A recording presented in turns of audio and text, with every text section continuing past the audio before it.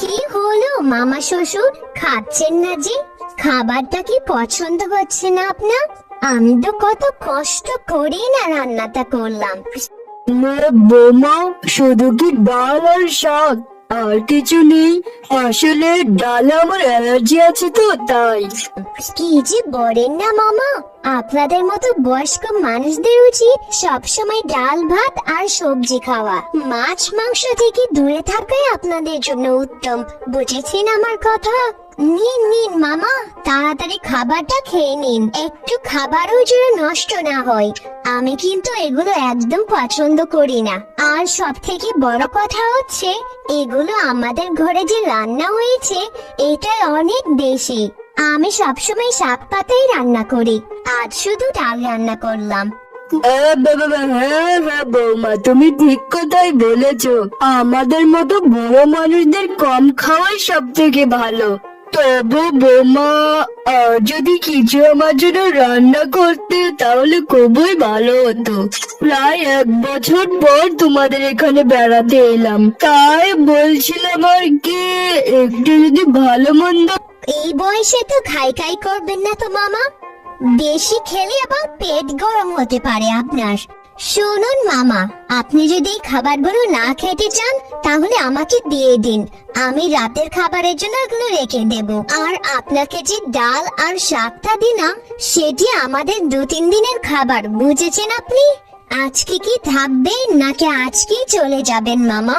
বৌমা, ও বৌমা, এদিকে একটু শুনে যাও তো মা। মা আবার এই সময় ডাকছেন কেন? কিছু কি হয়েছে মায়ের? মা, আমি আসছি, দাঁড়ান। হ্যাঁ মা, কি হয়েছে এখন বলুন, আমি মামা শ্বশুরকে খাওয়াচ্ছিলাম। বৌমা, বলছিলাম যে আমার ভাইটা সেই 1 বছর পরে এলো, তাকে যদি একটু ভালো মন্দ খাওয়াতে তাহলে খুবই ভালো হতো। বেচারা একটু ভালো মন্দ খাওয়ার জন্যই তো এসেছে। মা, আপনি যা বলছেন তা কি ভেবে বলছেন? জানেন মাংসের কেজি বাজারে কত, আর একটা মাছের দাম কত? অতিথি হলে কি তাকে মাংস ভাত খাওয়াতে হবে মা? আর আপনার ভাই তো আমাদেরকে দেখতে এসেছেন, খেতে আসেননি। আর আজকে যে দোকান থেকে ডাল কিনে আনলাম সেই ডালের দাম কত আপনি জানেন? পুরো 80 টাকা 1 কিলো ডাল। দোকানের কাছ থেকে আমি 50 গ্রাম ডাল 4 টাকা দিয়ে কিনে এনেছি। বুঝতে পারছেন 4 টাকা মানে কি? গত 5 মাসেও আমি 4 টাকার ডাল কিনে আনিনি। এখনো কি বলবেন মা যে আপনার ভাইয়ের জন্য আমি কিছুই রান্না করিনি? আপনার ভাইকে কি বলুন, যদি না খেতে চায় তাহলে ওই খাবারগুলো রেখে দিতে, আমরা আগামী 2-3 দিন খেতে পারবো। না না বৌমা, খুবই ভালো রান্না করেছো। ডাল রান্না করাই সব থেকে ভালো, আর মাংসের থেকে ডালের স্বাদ অনেক বেশি। এত সোজা না মা, ওই 50 গ্রাম ডাল আমি পুরোটা রান্না করিনি, আর 25 গ্রাম রেখে দিয়েছি লুকিয়ে। আগামী দিনগুলোতে যদি কোনো অতিথি আসে আমাদের বাড়িতে, ওই 25 গ্রাম ডাল দিয়ে তাকে খেতে দেওয়া হবে, বুঝেছেন আপনি? আমি এখন যাই মা, আমাকে শাক পাতা খুঁজতে বের হতে হবে, রাতে রান্না করতে হবে তো নাকি? তুমি কি চোখে কম দেখো? দেখছো না আমার হাতে শাক? পুরো গ্রাম শাক খুঁজেছি, কোথাও পাইনি। তারপর গ্রামের শেষের দিকে পুকুর পাড়টার পাশে এসে দেখলাম যে এত সুন্দর শাকগুলো হয়ে রয়েছে। এখন থেকে আমি প্রত্যেক দিনই এখানে আসব, এসে শাক তুলে নিয়ে বাড়িতে যাব। আপনারা কেনই বাবার পেছন পেছন এলেন? আমার শাক তোলা আরো বাকি আছে, আরো কয়েকটা শাক তুলতে হবে। আপনারা এখন বাড়ি চলে যান, আমি একটু পর আসছি। বৌমা, আমার ছেলে যা রোজগার করে সব কিছুই তো মাস শেষে তোমার হাতে তুলে দেয়। ওই টাকার 1 অংশ যদি বাজারের জন্য খরচ করো তখন তো কম পড়বে না মা, আমাদের দিন ভালোই যাবে, আর তোমাকেও শাক তুলতে আসতে হবে না।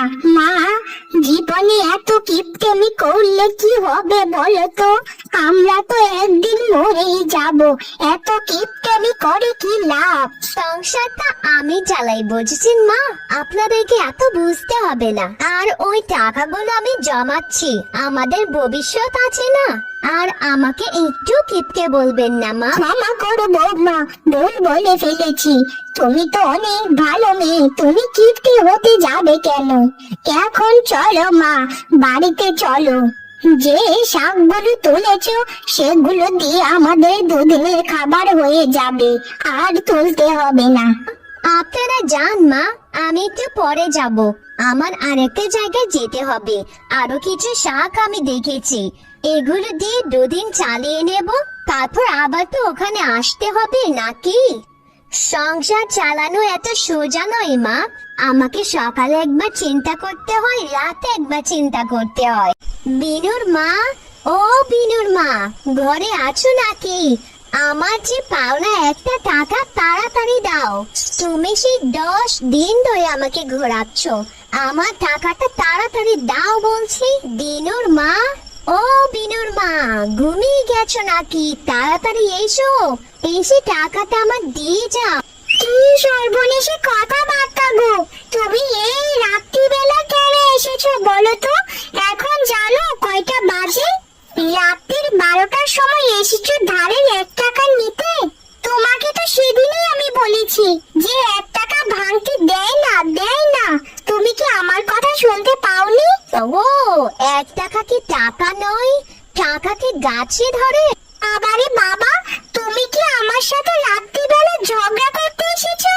তোমার ওই 1 টাকা আমি কালকে যেভাবে হোক তোমাকে দিয়ে আসবো, বুঝেছো? আর তোমার কি খেয়ে দিয়ে কোনো কাজ নেই? রাতে এসেছো টাকা নিতে, দিনের বেলা কি হয় আসলে? এখন মানুষের ঘুমের সময়, মাঝরাতে কেউ আসে কি টাকা নিতে? একদম মুখ সামলেই কথা বলো। তোমার মতো সারাদিন আমি পায়ে পা তুলে খাই না, আমি সারাদিন কাজ করি। আর কাল হবে না বাপু, আমার টাকা আমি এখনই চাই। যদি না দাও তাহলে কিন্তু আমি পাড়ার লোকজন এসে জড়ো করাবো, বুঝেছো? আমার কাছে এখন টাকা না থাকলে আমি কোথা থেকে দেব? আমি তোমার কথা দিচ্ছি, কালকে একদম ভোরে উঠে তোমার টাকাটা আমি দিয়ে আসবো। আচ্ছা, মনে থাকে যেন। গিন্নি, দেখো কি এনেছি তোমার জন্য। বাজারের নতুন ইলিশ মাছ উঠেছে, সেখান থেকে একটা নিয়ে এলাম। এটা আজকে ভালো মতো সর্ষে দিয়ে রান্না করে তো বেশ মজা করে খাবো। কি হলো গিন্নি, তুমি এভাবে তাকিয়ে আছো যে, কথা বলছো না কেন? কি, তুমি এত বড় ইলিশ মাছ কিনে এনেছো? এটার দাম কত নিয়েছে? বেশি নয় গিন্নি, মাত্র 500 টাকা। বাবা, 500 টাকা? আমি শেষ হয়ে গেলাম গো। তুমি কি ঝাঁটা পেটার কথাটা ভুলে গিয়েছিলে? এক্ষুনি যাও, মাছটা ফেরত দিয়ে টাকাটা তাড়াতাড়ি নিয়ে এসো, না হলে কিন্তু তোমাকে আমি শেষ করে ফেলবো। এই যে কেন করেছি, কেন তুই সত্যি কথা বলতে গেলাম, গতবার মাছ এনেছিলাম দেখে আমাকে কি মাথায় না মেরেছিল। আবেগে বসে বুদ্ধি হয়ে কেন যে মাছ কিনতে গেল, যেভাবে ও কিছু একটা বলি।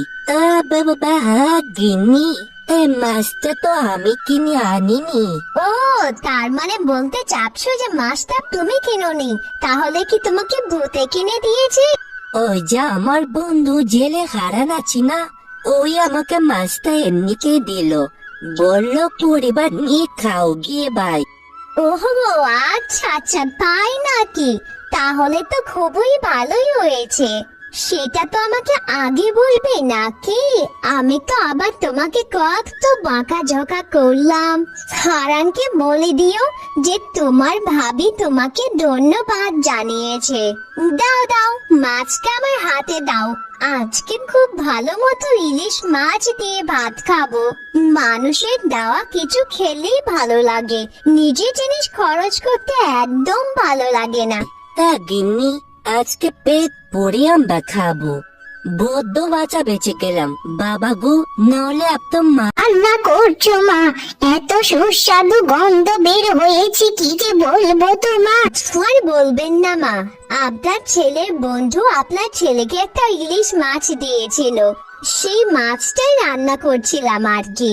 কিন্তু খাবার তো আমি ঢেকে রান্না করছি, তবু গন্ধ ছড়াচ্ছি যে। ও মা, ইলিশ মাছের গন্ধটাও আমি ঠিকঠাক টাহর করতে পারছি না।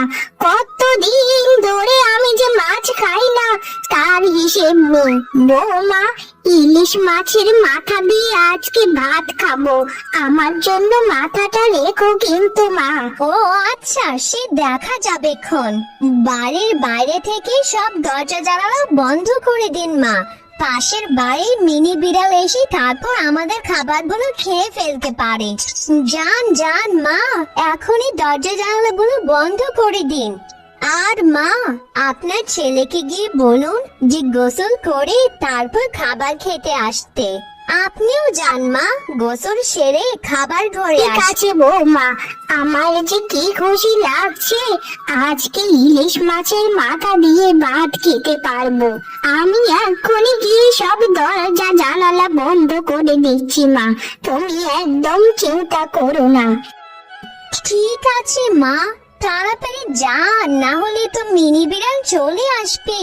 ঠিক আছে বৌমা, তুমি রান্নাটা তাড়াতাড়ি সেরে ফেলো কেমন।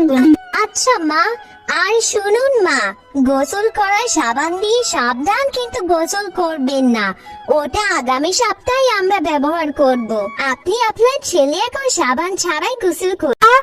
আমি তোমাকে কি বলেছিলাম মা, তোমার মনে নেই? কি বলেছিলেন মা? আমার তো মনে নেই। বলেছিলাম যে মাছের মাথা দিয়ে খাবার খাবো, কিন্তু বৌমা এখানে তো দেখা যাচ্ছে শুধু একটা মাছের টুকরো, আর বাকি মাছটা কোথায় গেল বৌমা?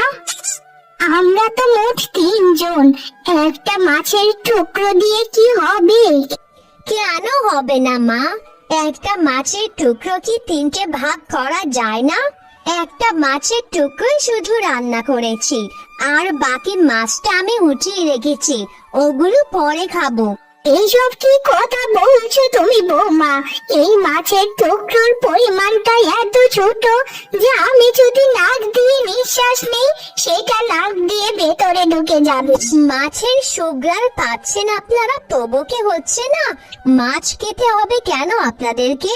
সংসারে ভালো মতো থাকতে গেলে একটু হিসেবি হতে হয়, বুঝেছেন তো? আপনাদের মতো বেহিসেবি মানুষটাই সংসারে ধ্বংসের কারণ হয়ে থাকে। আপনারা যদি এই এক টুকরো মাছ 3 ভাগ করে না খেতে চান, তাহলে এটা আমি উঠিয়ে রাখছি। এটা আমি বাজারে নিয়ে বিক্রি করলে অনায়াসে 20-25 টাকা পেয়ে যাব। কি হলো, আপনারা দুজন কথা বলছেন না যে? আপনাদের কথা কি বন্ধ হয়ে গেল নাকি? এই মামার থেকে কানা মামা অনেক ভালো, কতদিন ধরে যে মাছের স্বাদ পাই না তা কে জানে। দাও, মাছের টুকরোটাকে 3 ভাগ করে আমাকে দাও। এই তো এতক্ষণে বুঝেছেন তাহলে কথাটা। ঠিক আছে, তাহলে আমি মাছটা বিক্রি করব না। 1 টুকরো মাছ রান্না করেছি, আর বাকি 1 টুকরো মাছ রেখে দিয়েছি, আর বাকি মাছটা বাজারে নিয়ে বিক্রি করব। তারপর ওই টাকাগুলো থেকে 10-20 টাকার শাক কিনে বাড়ির পাশে লাগিয়ে শাকের চাষ করে সেখান থেকে প্রত্যেক দিন শাক খাবো। এই নয় মা, হ্যাঁ, সংসার চালানো এত সোজা নয়।